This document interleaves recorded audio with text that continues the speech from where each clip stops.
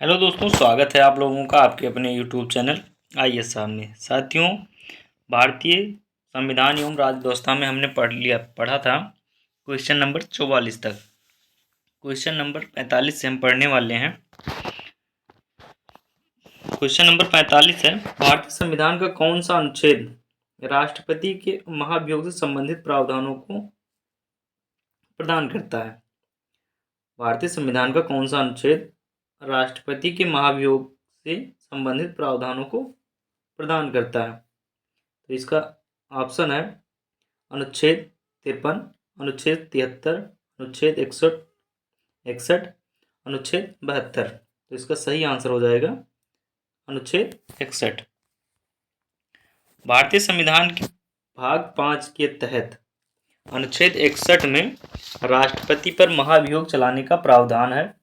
महाभियोग प्रस्ताव संसद के किसी सदन में प्रस्तुत किया जा सकता है। इस प्रस्ताव के दोनों सदनों द्वारा 2/3 बहुमत द्वारा पारित होने के पश्चात राष्ट्रपति अपने पद से हट जाता है। अनुच्छेद 53 क्या कह रहा है? संघ की कार्यपालिका शक्तियां राष्ट्रपति में निहित होगी। अनुच्छेद 53 कह रहा है संघ की कार्यपालिका शक्तियां राष्ट्रपति में निहित होगी। अनुच्छेद 72 का कहना है राष्ट्रपति की क्षमादान शक्तियां अनुच्छेद 72 में है राष्ट्रपति की क्षमादान शक्तियां। अनुच्छेद 73 में है संघ की कार्यपालिका शक्ति का विस्तार दिया गया है अनुच्छेद 73 में। ठीक है, तो इसका सही आंसर हो जाएगा अनुच्छेद 61। भारतीय संविधान के भाग 5 के तहत अनुच्छेद 61 में राष्ट्रपति पर महाभियोग चलाने का प्रावधान है। महाभियोग प्रस्ताव संसद के किसी भी सदन में प्रस्तुत किया जा सकता है। इस प्रस्ताव के दोनों सदनों द्वारा 2/3 बहुमत द्वारा पारित होने के पश्चात राष्ट्रपति अपने पद से हट जाता है। अनुच्छेद 53 का है संघ की कार्यपालिका शक्तियां राष्ट्रपति में निहित होगी। अनुच्छेद 72 का कहना है राष्ट्रपति की क्षमादान शक्तियां दी गई हैं इसमें। और अनुच्छेद 73 संघ की कार्यपालिका शक्ति का विस्तार है। क्वेश्चन नंबर 46 है, भारतीय संविधान के किस अनुच्छेद के अनुसार भारत का राष्ट्रपति मुख्य न्यायाधीश के परामर्श से किसी उच्च न्यायालय के न्यायाधीश को एक न्यायालय से दूसरे न्यायालय में स्थानांतरित करता है? भारतीय संविधान के किस अनुच्छेद के अनुसार भारत का राष्ट्रपति मुख्य न्यायाधीश के परामर्श से किसी उच्च न्यायालय के न्यायाधीश को एक न्यायालय से दूसरे न्यायालय में स्थानांतरित करता है? अनुच्छेद 222 के तहत, अनुच्छेद 227 के तहत, या अनुच्छेद 230 के तहत, या अनुच्छेद 237 के तहत? तो इसका सही आंसर क्या होगा? अनुच्छेद 222 के तहत। भारतीय संविधान का अनुच्छेद 222 यह प्रावधान करता है कि राष्ट्रपति भारत के मुख्य न्यायाधीश से परामर्श के पश्चात भारतीय संविधान का अनुच्छेद 222 यह प्रावधान करता है कि राष्ट्रपति भारत के मुख्य न्यायाधीश से परामर्स के पश्चात एक न्यायाधीश को एक उच्च न्यायालय से किसी अन्य उच्च न्यायालय में स्थानांतरित कर सकता है। कौन से अनुच्छेद के तहत? अनुच्छेद 222 के तहत, वो भी मुख्य न्यायाधीश से परामर्श लेने के बाद। ठीक है, क्वेश्चन नंबर 47 है, राष्ट्रपति की क्षमादान शक्ति किस अनुच्छेद से भारत के राष्ट्रपति की क्षमादान शक्ति किस अनुच्छेद से प्राप्त होती है? अनुच्छेद 72 से, अनुच्छेद 71 से, अनुच्छेद 73 से, या अनुच्छेद 74 से? तो इसका सही आंसर क्या होगा? अनुच्छेद 72 में राष्ट्रपति की क्षमादान शक्ति वर्णित है। भारतीय संविधान का अनुच्छेद 72 भारत के राष्ट्रपति की क्षमादान शक्ति का प्रावधान करता है। यह क्षमादान 5 प्रकार के होते हैं। क्षमा, दंड विराम, परिविलंबन, परिहार या लघुकरण। ठीक है, भारतीय संविधान का अनुच्छेद 72 भारत के राष्ट्रपति की क्षमादान शक्ति का प्रावधान करता है। यह क्षमादान 5 प्रकार के होते हैं। क्षमा, दंड विराम, प्रविलंबन, परिहार और लघुकरण। क्वेश्चन नंबर 48 है, संघ तथा राज्यों के लिए लोक सेवा आयोग का प्रावधान संविधान के किस अनुच्छेद में है? संघ तथा राज्यों के लिए लोक सेवा आयोग का प्रावधान संविधान के किस अनुच्छेद में है? तो इसका सही आंसर होगा, ऑप्शन दिया है अनुच्छेद 340, अनुच्छेद 340 दिया गया है ऑप्शन में। ऑप्शन बी है अनुच्छेद 315, ऑप्शन सी है 328 और ऑप्शन डी है 228। ठीक है, तो इसका सही आंसर हो जाएगा option number B. Option number B 315 इसका सही आंसर होगा। भारतीय संविधान के भाग 14 में अनुच्छेद 315 संघ एवं राज्यों के लोक सेवा आयोग का प्रावधान करता है। भारतीय संविधान के भाग 14 में अनुच्छेद 315 संघ एवं राज्यों के लिए लोक सेवा आयोग का प्रावधान करता है। अनुच्छेद 328 में क्या है? विधानमंडल के चुनाव के संबंध में प्रावधान करने की राज्य विधानमंडल की शक्ति। विधानमंडल के चुनाव के संबंध में प्रावधान करने की राज्य मंडल की शक्ति है 328 में, अनुच्छेद 328 में। उसके बाद अनुच्छेद 340 में क्या है? सामाजिक और शैक्षणिक रूप से पिछड़े वर्गों के लिए आयोग बनाने का प्रावधान अनुच्छेद 340 में कहा गया है। उसके बाद अनुच्छेद 228 में क्या है? कुछ मामलों को उच्च न्यायालय को हस्तांतरित करने की जो शक्ति है वो अनुच्छेद 228 में है। कुछ मामलों को उच्च न्यायालय को हस्तांतरित करने की शक्ति 228 में दी गई है। क्वेश्चन नंबर 49 है, भारतीय संविधान के किस अनुच्छेद के अंतर्गत राष्ट्रीय अनुसूचित जाति आयोग का गठन किया गया? भारतीय संविधान के किस अनुच्छेद के अंतर्गत राष्ट्रीय अनुसूचित जाति का गठन किया गया है?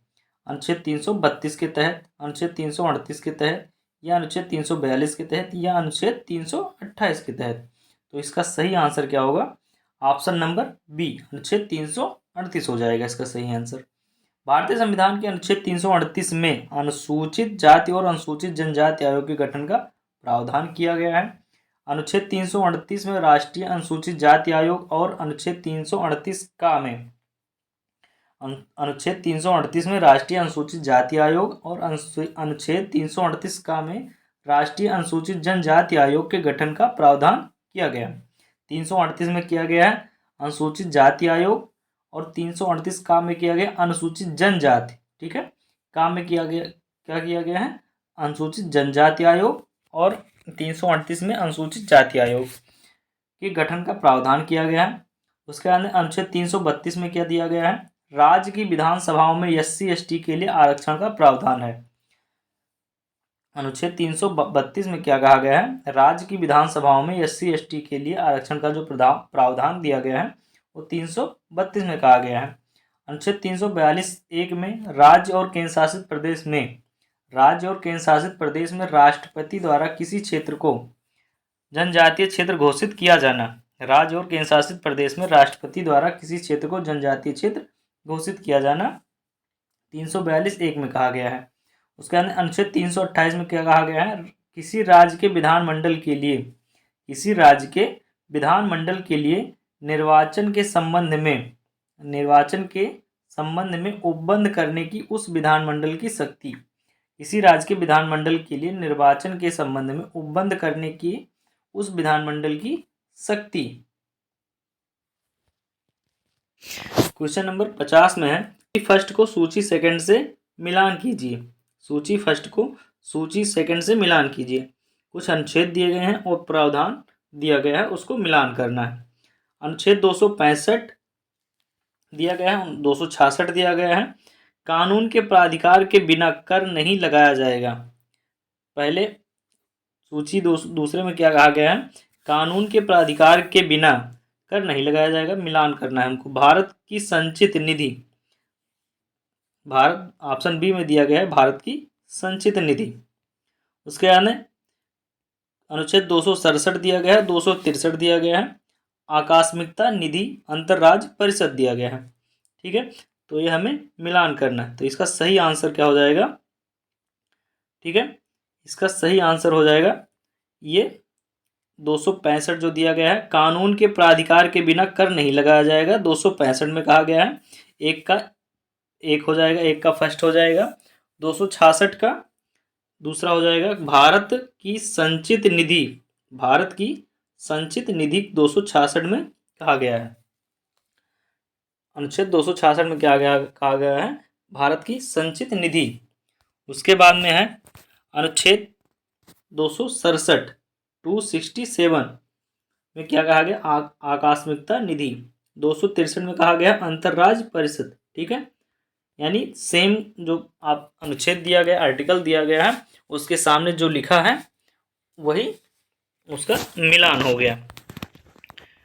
ठीक है, अनुच्छेद 265 में कानून के प्राधिकार के बिना कर नहीं लगाया जाएगा। ठीक है, कानून के प्राधिकार के बिना कर नहीं लगाया जाएगा। 266 में कहा गया भारत की संचित निधि के बारे में कहा गया। 267 में कहा गया आकस्मिकता निधि के बारे में कहा गया। ठीक है, 263 में है अंतरराज्य परिषद। क्वेश्चन नंबर 51 है सूची 1 को सूची 2 से मिलान करना है। अनुच्छेद 61 में कहा क्या कहा गया? महाभियोग। बिल्कुल सही है। ठीक है, 72 में क्षमादान की शक्तियां, ये भी सही है। उसके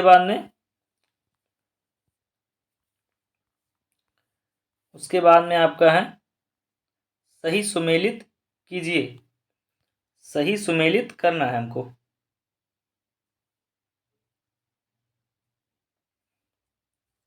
चुनाव, क्षमादान की शक्तियां 72 में कहा गया है। चुनाव आर्टिकल अनुच्छेद 54 में कहा गया है। अध्यादेश किस में कहा गया है? ये 123 में कहा गया है। अनुच्छेद 123 में महान्यायवादी की नियुक्ति अनुच्छेद 76 में की जाती है। ठीक है, तो इसका सही आंसर हो जाएगा एक का फर्स्ट, बी का दूसरा, सी का तीसरा, डी का चौथा और ई का पांचवा। ये हो जाएगा इसका सही आंसर।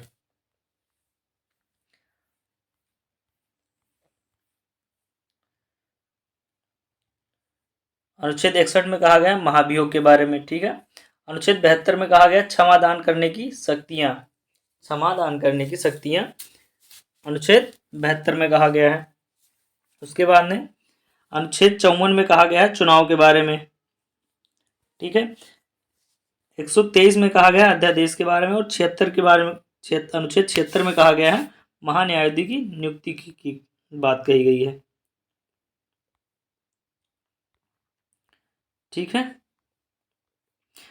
76 में महान्यायाधीश नियुक्ति, 123 में अध्यादेश और 54 में चुनाव, 72 में क्षमादान की शक्तियां और 61 में महाभियोग। ठीक है, उसके बाद में क्वेश्चन नंबर 52 है भारतीय संविधान के अनुच्छेद 18 के संदर्भ में निम्नलिखित कथनों पर विचार कीजिए। भारतीय संविधान के अनुच्छेद 18 के संदर्भ में निम्नलिखित कथनों पर विचार कीजिए। कथन 1 है भारत का कोई भी नागरिक विदेशी राज्य से उपाधि प्राप्त कर सकता है। भारत का कोई भी नागरिक विदेशी राज्य से उपाधि प्राप्त कर सकता है। कथन दूसरा है, कहना है बालाजी राघवन बनाम भारत संघवाद 1996 में सर्वोच्च न्यायालय ने यह अवधारित किया है कि पद्म विभूषण, पद्म भूषण एवं पद्मश्री उपाधियां हैं मगर यह पुरस्कार समानता के अधिकार का उल्लंघन करते हैं। बालाजी राघवन बनाम भारत संघवाद 1996 में सर्वोच्च न्यायालय ने यह आधारित किया है कि पद्म विभूषण, पद्म भूषण, पद्मश्री उपाधियां हैं मगर यह पुरस्कार समानता के अधिकार का उल्लंघन करते हैं। उपरोक्त कथनों में से कौन सा कथन सही है, ये पूछा गया। दोनों सही, पहला सही है या दूसरा सही है, दोनों सही है या दोनों नहीं सही है, या कुछ भी नहीं सही है, या उत्तर ही नहीं दे सकते हम इसका। तो इसका सही आंसर क्या हो जाएगा? दोनों नहीं सही है, ना तो एक सही है और ना ही दो सही है। भारत का कोई भी नागरिक अनुच्छेद 18 के उपखंड 2 के अनुसार विदेशी राज्य से उपाधि प्राप्त नहीं कर सकता है। बालाजी राघवन बनाम भारत संघवाद 1996 में सर्वोच्च न्यायालय ने यह अवधारित किया है कि पद्म विभूषण, पद्म भूषण एवं पद्मश्री उपाधियां हैं लेकिन पुरस्कार समानता के अधिकार का उल्लंघन नहीं करते हैं। अतः कथन 1 और कथन दोनों गलत हैं।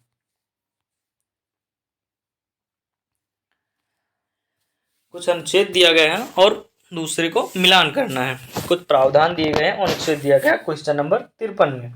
ठीक है, अनुच्छेद है 243 का 243 आई, सॉरी 243 के, 243 आई और 243 जेड डी। 243 ZE दिया गया है। ठीक है, इसको मिलान करना है। क्या करना है? मिलान करना है। तो इसका सही आंसर क्या हो जाएगा? ऑप्शन नंबर डी हो जाएगा सही। एक का दूसरा, पहले का, एक का दूसरा, 1 2 3 4, 1 2, सॉरी 2 1 3 4, 2 1 2 1 2 1 3 4, ये इसका सही आंसर हो जाएगा। ठीक है, 243 के राज्य चुनाव आयोग से संबंधित हो जाएगा। 243I राज्य वित्त आयोग से संबंधित हो जाएगा। 243ZD से हो जाएगा जिला योजना समिति, और ZE से हो जाएगा मेट्रोपॉलिटन प्लानिंग के लिए समिति। ठीक है, अब इसको याद कैसे करेंगे? ठीक है, याद कैसे करें? जैसे क्या है? चुनाव आयोग, ठीक है, इलेक्शन कमीशन, कैसे कमीशन हो गया। ठीक है, उसके अंदर राज्य वित्त आयोग, राज्य वित्त आयोग, आई से इनकम और वित्त की बात कही गई है यहाँ। ठीक है, आई से क्या हो गया? इनकम हो गया, और यहाँ वित्त की बात कही गई है, तो ये मिलान कर देंगे याद करने के लिए, दोबारा फिर आ जाए तो कंफ्यूज ना हो, इसलिए हम बता रहे हैं आपको। ठीक है, आई से इनकम हो गया तो ये वित्त से मिलान हो जाएगा। और जिला योजना समिति के बारे में कहा गया तो ये डी से हो गया डिनोट। ठीक है, DZD है तो जिला, जिला योजना हो गया। और ई है तो मेट्रोपॉलिटन प्लानिंग, ये वाला बचेगा तो इससे मिलान कर देंगे। ठीक है, क्वेश्चन नंबर आगे है 54। भारतीय संविधान का अनुच्छेद 300 किससे संबंधित है? मुकदमे तथा कार्यवाही से, सरकारी ठेके से, महान्यायवादी से, व्यापार तथा वाणिज्य पर प्रतिबंध से, या उपयुक्त में से कोई नहीं, या उपयुक्त में से एक से अधिक। तो इसका सही का आंसर क्या होगा? इसका सही आंसर हो जाएगा आपका ऑप्शन नंबर ए, मुकदमे तथा कार्रवाई से। ऑप्शन नंबर ए सही हो जाएगा, मुकदमे तथा कार्रवाई से। भारतीय संविधान का अनुच्छेद 300 वाद तथा कार्यवाही से संबंधित है। भारतीय संविधान का अनुच्छेद 300 वाद तथा कार्रवाई से संबंधित, अर्थात भारत सरकार अथवा राज्य सरकार के विरुद्ध कोई मुकदमा किस नाम से संस्थित किया जाएगा, अथवा भारत सरकार एवं राज्य सरकारें किस नाम से वाद ला सकती हैं। अनुच्छेद 300 के अधीन निम्नलिखित उपबंध हैं। भारत सरकार भारत संघ के नाम से मुकदमा कर सकती है। भारत सरकार भारत संघ के नाम से मुकदमा कर सकती है, या भारत सरकार पर भारत संघ के नाम से वाद लाया जा सकेगा। राज्य की सरकार उस राज्य के नाम से वाद ला सकेगी, या उस राज्य के नाम से वाद लाया जा सकेगा। उदाहरण स्वरूप मेनका गांधी बनाम भारत संघ, मेनका गांधी बनाम भारत संघ, AK गोपालन बनाम मद्रास राज्य आदि। ठीक है, अब यहाँ चैप्टर नंबर 5 स्टार्ट होगा। संविधान की प्रस्तावना पढ़ेंगे। ठीक है, संविधान की प्रस्तावना से जो 22 और 23 में जो प्रश्न पूछे गए हैं उनको यहाँ देखेंगे विभिन्न परीक्षाओं में, जैसे IAS और PCS परीक्षाओं में 22-23 में जो पूछे गए हैं उनको पढ़ेंगे। क्वेश्चन नंबर 55 है, संविधान की मूल संरचना की अवधारणा सर्वोच्च न्यायालय द्वारा किस वाद में प्रतिपादित की गई थी? संविधान की मूल संरचना की अवधारणा सर्वोच्च न्यायालय द्वारा किस वाद में प्रतिपादित की गई थी? ऑप्शन ए है यूसुफ बनाम मुंबई राज 1954 में, गोलकनाथ वाद पंजाब राज 1967 में, या फिर चित्रलेखा बनाम मैसूर राज 1964 में, या फिर केशवानंद भारती बनाम केरल राज्य में 1973 में। तो इसका सही आंसर क्या हो जाएगा? Option number D, Kesavananda Bharati बनाम केरल राज्य 1973 में। केशवानंद भारती बनाम केरल राज्यवाद 1973 में सर्वोच्च न्यायालय द्वारा संविधान की मूल संरचना की अवधारणा प्रतिपादित की गई थी। संविधान की मूल संरचना का तात्पर्य संविधान में निहित उन प्रावधानों से है जो संविधान भारतीय राजनीतिक और लोकतांत्रिक आदर्शों को प्रस्तुत करता है। अध्याय 6 है संघ और उसका राज क्षेत्र से जो प्रश्न पूछे गए हैं उनको देखेंगे। क्वेश्चन नंबर 56 है अगस्त 1953 में भारत सरकार द्वारा गठित किए गए राज्य पुनर्गठन आयोग के निम्नलिखित में से कौन सदस्य थे। अगस्त 1953 में भारत सरकार द्वारा गठित किए गए राज्य पुनर्गठन आयोग निम्नलिखित में से कौन सदस्य थे। ऑप्शन 1 है सर तेज बहादुर सप्रू। ऑप्शन 2 है जस्टिस फजल अली। ऑप्शन 3 है के.एम. पणिक्कर। ऑप्शन 4 है हृदयनाथ कुंजरू। तो इसका सही का आंसर क्या होगा। ऑप्शन नंबर सी 2, 3 और 4। 2, 3 और 4। 2, 3 और 4 यानी 2 पर कौन है तो जस्टिस फजल अली हैं और के.एम. पणिक्कर और हृदयनाथ कुंजरू यानी ये 3 लोग जो थे वो राज्य पुनर्गठन आयोग में से के सदस्य थे। ठीक है, जस्टिस फजल अली, के.एम. पणिक्कर और हृदयनाथ कुंजरू। भारत सरकार ने दिसंबर 1953 में फजल अली की अध्यक्षता में एक 3 सदस्यीय राज्य पुनर्गठन आयोग का गठन किया। भारत सरकार ने दिसंबर 1953 में फजल अली की अध्यक्षता में एक 3 सदस्यीय राज्य पुनर्गठन आयोग का गठन किया। इसके 2 अन्य सदस्य के.एम. पणिक्कर और हृदयनाथ कुंजरू थे। इस आयोग ने 1955 में अपनी रिपोर्ट पेश की। क्वेश्चन नंबर 57 है सिक्किम भारतीय संघ का पूर्ण राज्य कब बना। सिक्किम भारतीय राज्य का पूर्ण राज्य कब बना। भारतीय संघ का पूर्ण राज्य कब बना। 1974 में, 1975 में, 1976 में या 19 कोई नहीं। तो इस 1975 में बना। ठीक है, ऑप्शन नंबर बी जो सही है 1975। सिक्किम को 36वें संविधान संशोधन द्वारा भारतीय संघ का पूर्ण राज्य 16 मई 1975 को बनाया गया जो भारत का 22वां राज्य बना। इस अधिनियम में यह प्रावधान किया गया कि सिक्किम की विधानसभा में 32 से कम सदस्य नहीं होंगे। सिक्किम की राजधानी गंगटोक और यहाँ के राज्यपाल गंगा प्रसाद हैं। सिक्किम की राजधानी गंगटोक एवं यहाँ के राज्यपाल गंगा प्रसाद हैं। अध्याय 7 है नागरिकता सिटीजनशिप। नागरिकता अधिनियम 1955 किस तारीख को या उसके बाद नागरिकता के निर्धारण से संबंधित है। नागरिकता अधिनियम 1955 किस तारीख को या उसके बाद नागरिकता के निर्धारण से संबंधित है।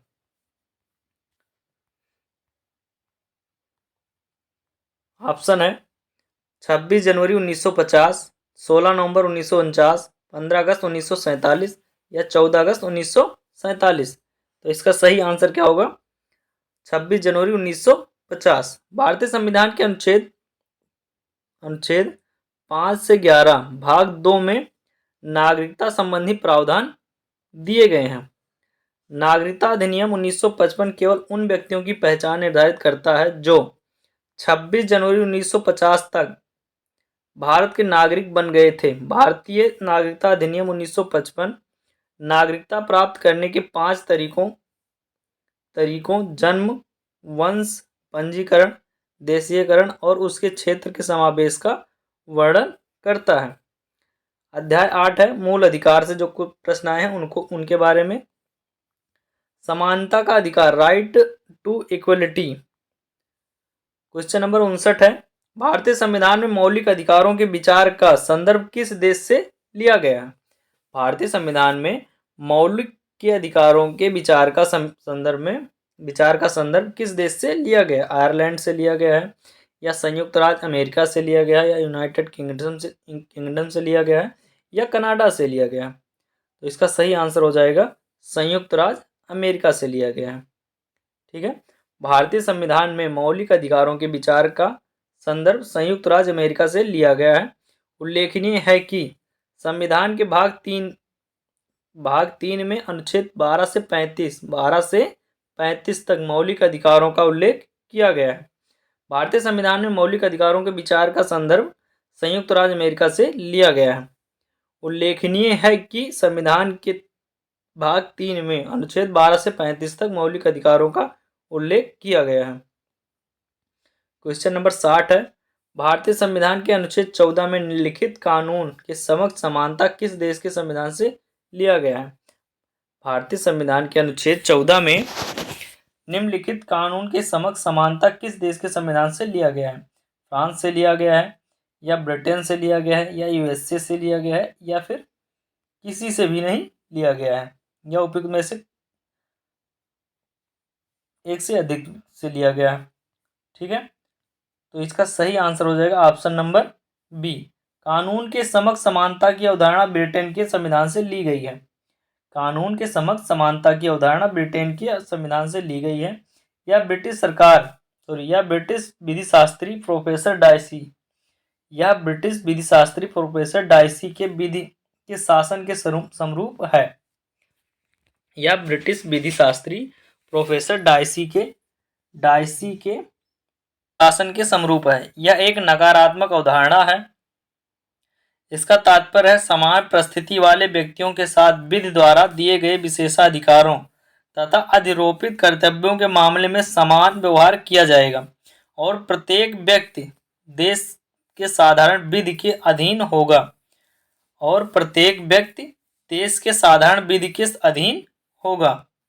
संविधान का भाग 3 अनुच्छेद 14 से 18 समता का अधिकार प्रदान करता है।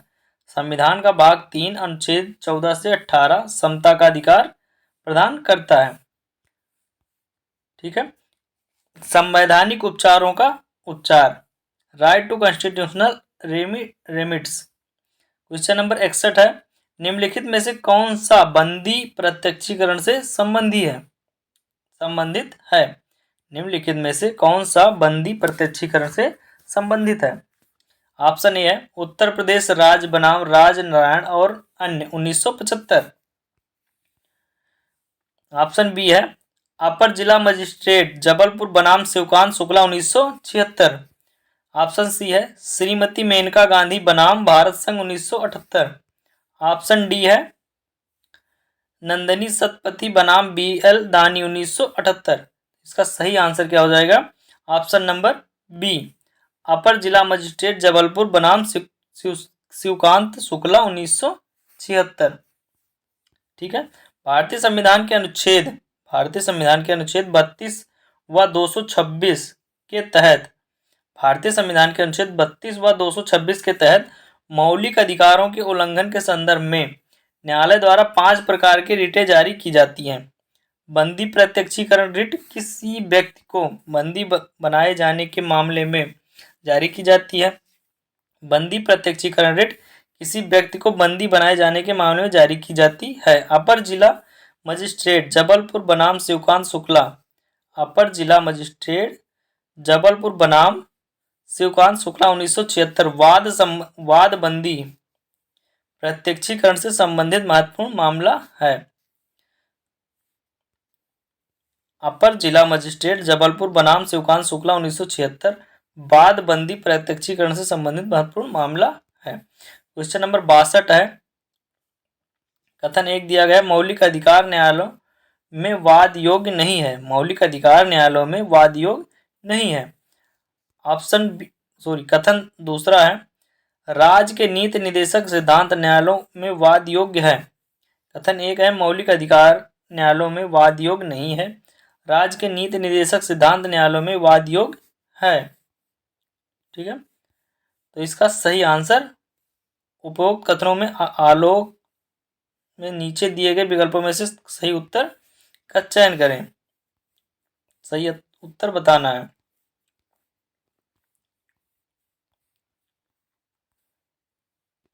कथन ए और 2 दोनों सही हैं। कथन 1 व 2 दोनों असत्य हैं।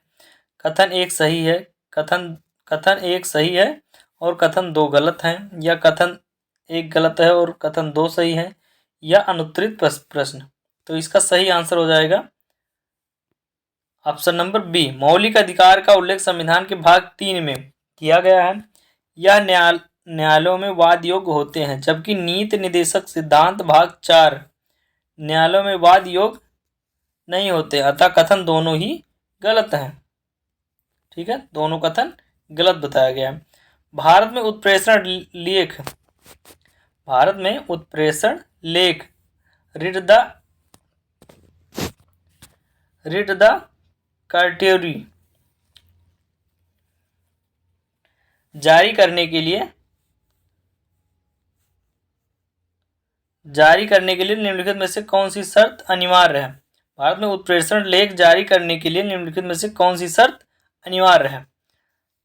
कथन 1 है,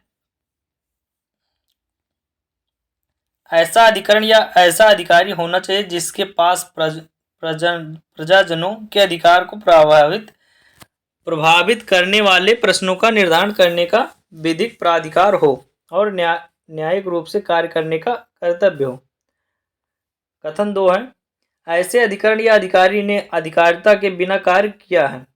नीचे दिए गए कूट का प्रयोग कर सही उत्तर चुनिए। केवल 1 सही है, केवल 2 सही है, केवल 1 दोनों सही है, या 1 और 2 दोनों नहीं सही है। तो इसका सही आंसर हो जाएगा 1 और 2 दोनों सही है। ठीक है, भारतीय संविधान के अनुच्छेद 32 व 226 के तहत 5 प्रकार के रिटें जारी की जाती हैं।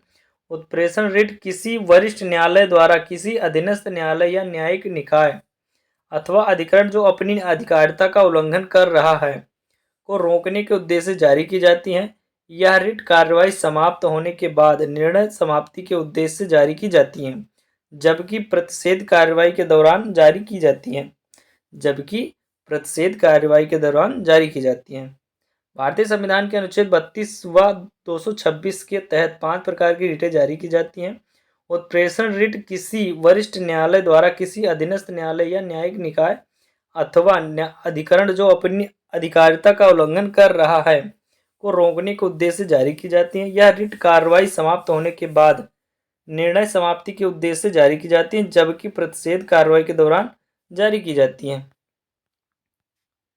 ठीक है, क्वेश्चन नंबर 64 है, मौलिक अधिकारों के बारे में निम्नलिखित शब्द किसने कहे?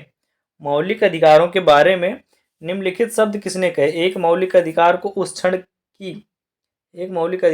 क्षण की किसी विशेष कठिनाई के दृष्टिकोण से नहीं देखा जाना चाहिए, बल्कि एक ऐसी चीज के रूप में जिसे आप संविधान में अस्थायी बनाना चाहते हैं।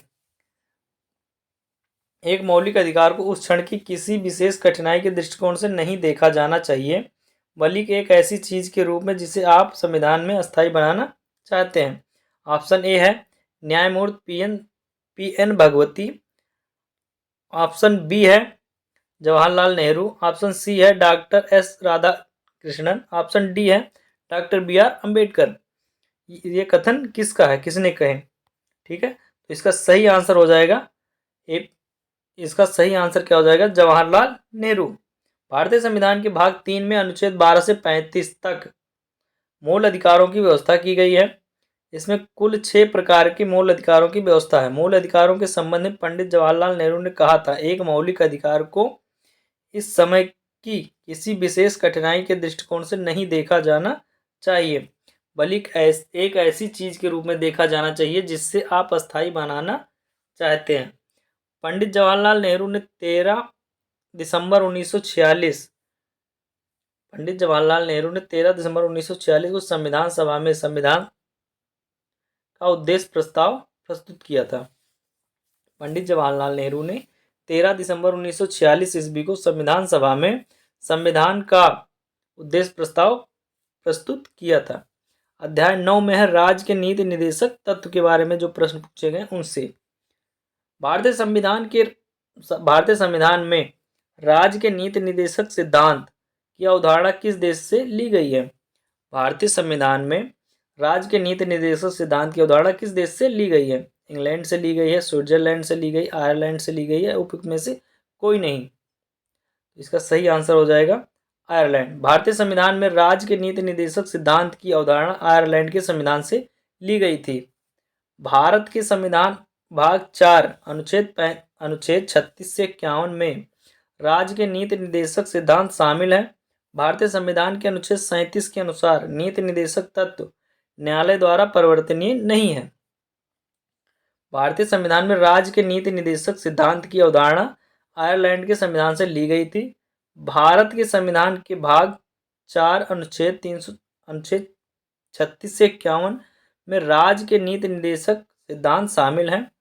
भारतीय संविधान के अनुच्छेद 37 के अनुसार नीति निर्देशक तत्व न्यायालय द्वारा परिवर्तनीय नहीं है।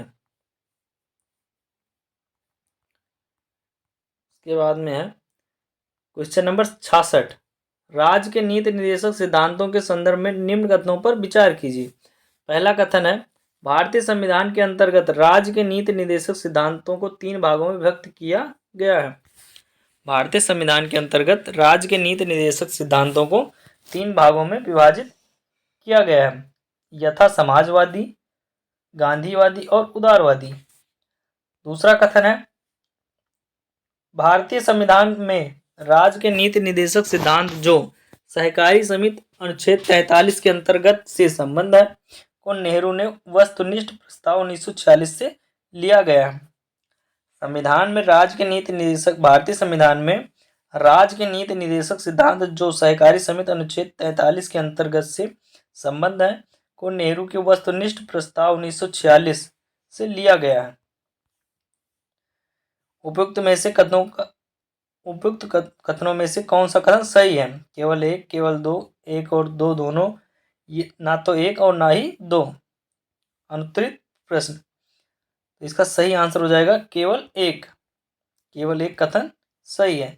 भारतीय संविधान के अंतर्गत राज्य के नीति निर्देशक सिद्धांतों को 3 भागों में विभक्त किया गया है, समाजवादी, गांधीवादी और उदारवादी।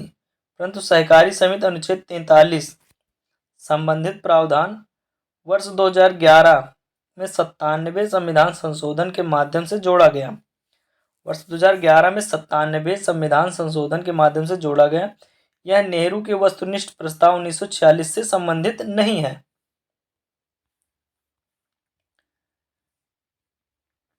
अध्याय 10 है मूल कर्तव्य से जो प्रश्न पूछे गए उनके बारे में। स्वर्ण सिंह समिति ने भारत के संविधान में निम्नलिखित उपबंधों में से किस उपबंध को अंतः स्थापित करने की सिफारिश की? स्वर्ण सिंह समिति ने भारत के संविधान में निम्नलिखित उपबंधों में से किस उपबंध को अंतः स्थापित करने की सिफारिश की? ऑप्शन ए है प्लेजर का सिद्धांत, ऑप्शन बी है मूल कर्तव्य, ऑप्शन सी है लोकसभा में अंगल भारतीय सदस्यों का नाम निर्देशन, ऑप्शन डी है भारत के राष्ट्रपति पर महाभियोग चलाना। भारतीय संविधान के अनुच्छेद 51 का भाग 4 में मूल कर्तव्यों का प्रावधान है।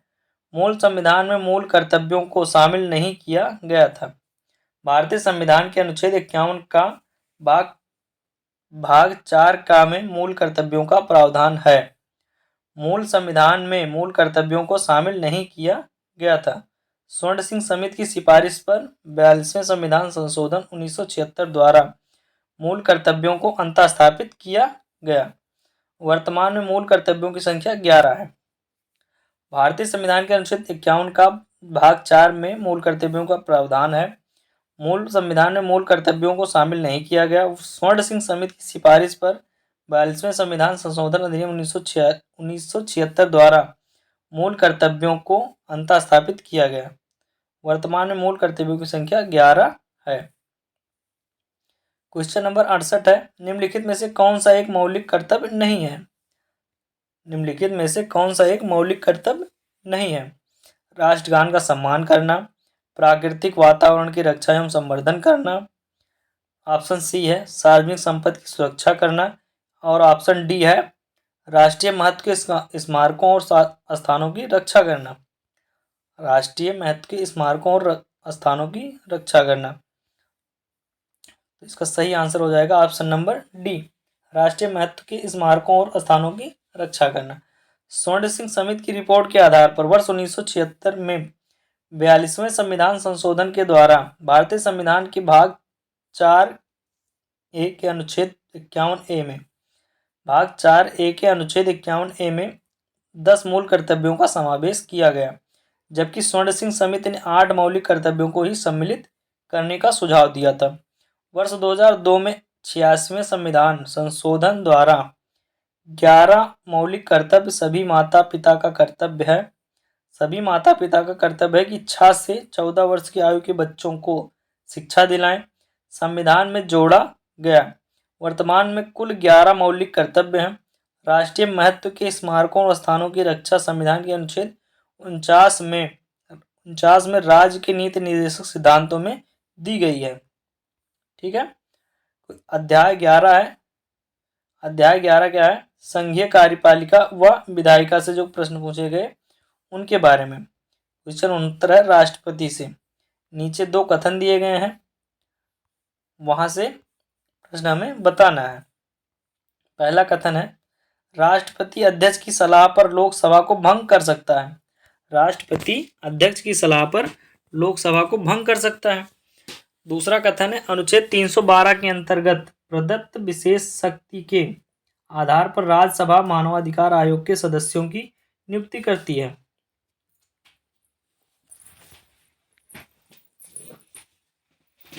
ऊपर लिखित कथनों के आधार पर नीचे दिए गए विकल्पों में से उचित उत्तर का चुनाव कीजिए। ऑप्शन ए है कथन 1 और कथन दोनों सही हैं। कथन 1 और कथन 2 दोनों गलत हैं। कथन 1 सही है और कथन 2 गलत है। कथन 1 गलत है और कथन 2 सही है। राष्ट्रीय मानवाधिकार आयोग एक स्वायत्त विधिक संस्था है। इसकी स्थापना 12 अक्टूबर 1993 को की गई थी। इसके अध्यक्ष व सदस्यों की नियुक्ति मंत्रिमंडल की सिफारिश पर प्रधानमंत्री द्वारा किया जाता है। राष्ट्रपति प्रधानमंत्री केंद्रीय मंत्रिमंडल के सलाह पर लोकसभा को भंग कर सकता है, अतः दोनों कथन गलत है। इसका सही आंसर क्या है? राष्ट्रीय मानवाधिकार आयोग एक स्वायत्त विधिक संस्था है। इसकी स्थापना 12 अक्टूबर 1993 को की गई थी। इसके अध्यक्ष व सदस्यों की नियुक्ति मंत्रिमंडल की सिफारिश पर प्रधानमंत्री द्वारा किया जाता है। राष्ट्रपति प्रधानमंत्री केंद्रीय मंत्रिमंडल की सलाह पर लोकसभा को भंग कर सकता है, अतः दोनों कथन गलत है। क्वेश्चन नंबर 70 है भारत के राष्ट्रपति के निर्वाचन के संबंध में निम्नलिखित में से कौन सा कथन सही नहीं है? भारत के राष्ट्रपति के निर्वाचन के संबंध में निम्नलिखित में से कौन सा कथन सही नहीं है? ऑप्शन ए है कोई केंद्रीय मंत्री राष्ट्रपति निर्वाचित होने का पात्र नहीं होगा। कोई केंद्रीय मंत्री राष्ट्रपति निर्वाचित होने का पात्र नहीं होगा। ऑप्शन बी है राष्ट्रपति का निर्वाचन संसद और राज्यों एवं संघ राज्य क्षेत्रों की विधानसभाओं को निर्वाचित सदस्यों द्वारा किया जाता है। ठीक है। उसके बाद में ऑप्शन सी है निर्वाचक गण में विधायी परिषद के निर्वाचित सदस्य शामिल नहीं होते हैं। निर्वाचक गण में विधायी परिषद के निर्वाचित सदस्य शामिल नहीं होते हैं। ऑप्शन डी है एकल संक्रमणीय मत द्वारा अनुपातिक प्रतिनिधित्व पद्धति का पालन किया जाता है। एकल संक्रमणीय मत द्वारा अनुपातिक प्रतिनिधित्व पद्धति का पालन किया जाता है। इसका सही आंसर हो जाएगा ऑप्शन नंबर ए। भारतीय संविधान के अनुच्छेद 58 एवं 59 में क्रमशः राष्ट्रपति निर्वाचित होने के लिए अर्हताएं एवं पद के लिए शर्तें दी गई हैं। अनुच्छेद 58 में है राष्ट्रपति निर्वाचित होने के लिए अर्हता एवं पद के लिए शर्तें दी गई हैं। यदि संसद के किसी सदन का या किसी राज्य के विधानमंडल के किसी सदन का कोई सदस्य राष्ट्रपति निर्वाचित हो जाता है तो वह अपने पद से इस्तीफा दे सकता है। यदि संसद के किसी सदन का या किसी राज्य के विधानमंडल का किसी सदन का कोई सदस्य राष्ट्रपति निर्वाचित हो जाता है तो अपने पद से इस्तीफा दे देता है। संसद का कोई सदस्य या केंद्रीय मंत्री राष्ट्रपति हो सकता है। संसद का कोई सदस्य या केंद्रीय मंत्री भी राष्ट्रपति हो सकता है, लेकिन लाभ पद धारित व्यक्ति राष्ट्रपति निर्वाचित होने का पात्र नहीं है। मतलब संसद का कोई सांसद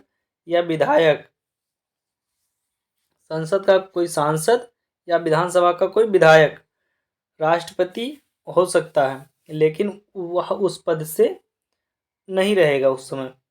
ठीक है, निर्वाचित होने का पात्र नहीं है। नीचे 2 कथन हैं जिनमें एक को अभिकथन और दूसरे को कारण कहा गया है।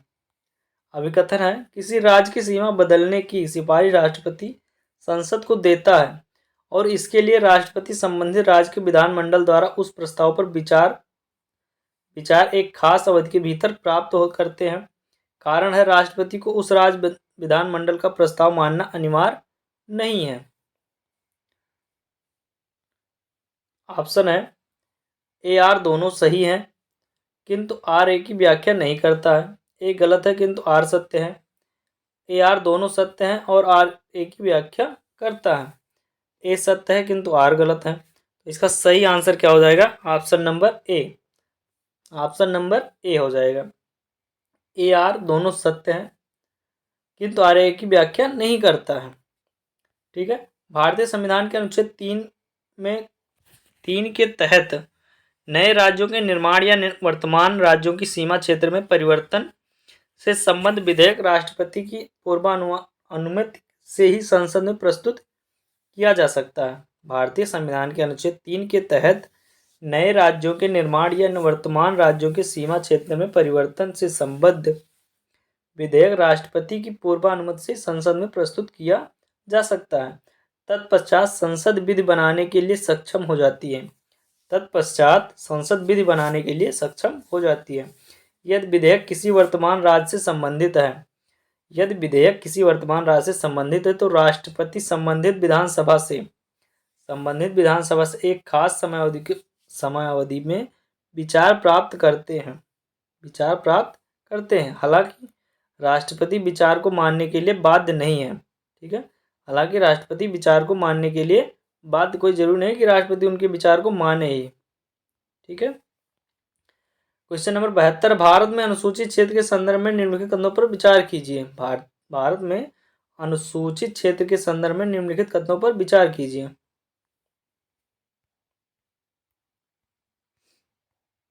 कथन 1 है, किसी राज्य के भीतर किसी क्षेत्र को अनुसूचित क्षेत्र के रूप में अधिसूचना राष्ट्रपति के एक आदेश के माध्यम से होती है। किसी राज्य के भीतर किसी क्षेत्र को अनुसूचित के क्षेत्र के रूप में अधिसूचना राष्ट्रपति के एक आदेश के माध्यम से होती है। कथन 2 है, अनुसूचित क्षेत्र के रूप में बनने वाली सबसे बड़ी प्रशासकीय इकाई जिला होता है। अनुसूचित क्षेत्र के रूप में बनने वाली सबसे बड़ी प्रशासकीय इकाई जिला होता है और सबसे छोटी इकाई ब्लॉक में गांव का समूह होता है। कथन तीसरा क्या कह रहा है, संबंधित राज्यों के मुख्यमंत्रियों से अपेक्षित है कि वह राज्यों को अनुसूचित क्षेत्रों के प्रशासन के विषय में केंद्रीय गृह मंत्रालय को वार्षिक प्रतिवेदन दें। संबंधित राज्यों के मुख्यमंत्रियों से अपेक्षित है कि वो राज्यों के अनुसूचित क्षेत्रों के प्रशासन के विषय में केंद्रीय गृह मंत्रालय को वार्षिक प्रतिवेदन दें। उपयुक्त में से कितने कथन सही हैं? 1 सही है, केवल 2 सही है, सभी 3 सही हैं, उपयुक्त में से कोई भी नहीं है। तो इसका सही आंसर क्या हो जाएगा?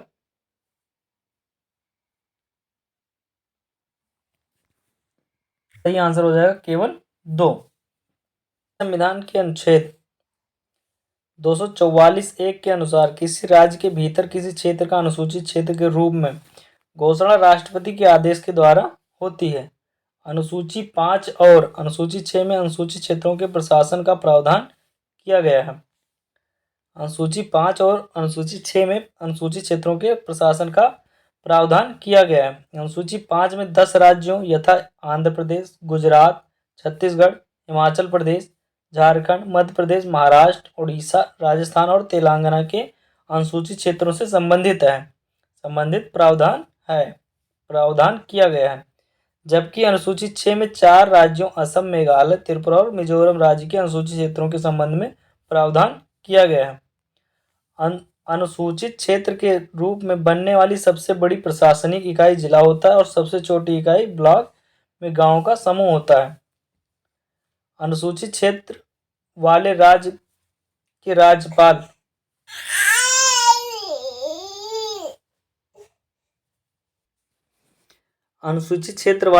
के राज्यपाल वार्षिक रूप से अनुसूचित क्षेत्र के प्रशासन से संबंधित रिपोर्ट राष्ट्रपति को प्रस्तुत करते हैं। अतः कथन 1 और कथन 2 सही है जबकि कथन 3 गलत है। क्वेश्चन नंबर 73 है, निम्नलिखित कथनों पर विचार कीजिए। क्वेश्चन नंबर 73 को हम नेक्स्ट पार्ट में कंप्लीट करेंगे। ठीक है साथियों, तब तक के लिए जय हिंद और जय भारत।